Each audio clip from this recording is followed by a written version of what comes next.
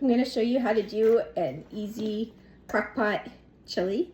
I'm going to use leftover tri-tip. You can use any kind of leftover steak or ground beef, or you can just get a small sirloin and cut that up raw. That's fine as well. This recipe is great because it actually is better if you cook it long and slow in the crock pot all day. I am going to start with, I have about half a cup of frozen chopped spicy mix of peppers from the garden over the summer.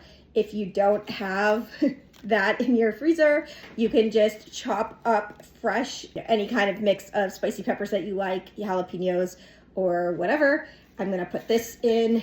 I have a half a cup of chopped, again, from the garden over the summer.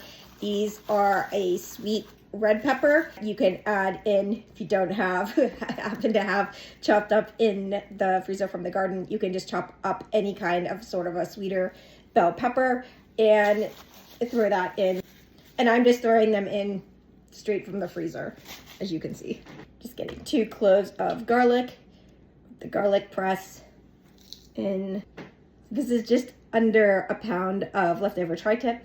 Like I said, you can use any kind of leftover steak, roast, or ground beef, or anything like that. Or if you don't have leftover, you can just add in raw chopped up sirloin. Just under a pound is good. I'm just gonna get this chopped up and in. I'm going to add in 2.5 tablespoons of taco seasoning. This is homemade taco seasoning, but that's also the amount that's in a packet. So if you just want to buy a packet, that's fine too.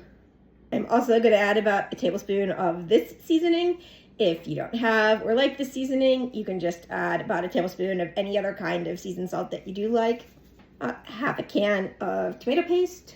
I like using the tomato paste because it gives the broth like a bit of a thicker feel to it than if you use like a tomato sauce or other canned tomatoes. I like to use onion powder in the chili itself and then chop up onions raw to put on top. So I'm going to put about 2 teaspoons of this. Is just homemade onion powder, but obviously store-bought is also fine.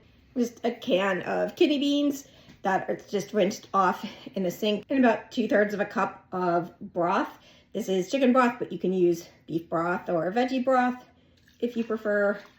And if you don't have any, you could just use water. And then I would just add in maybe like 2 teaspoons of a beef bouillon.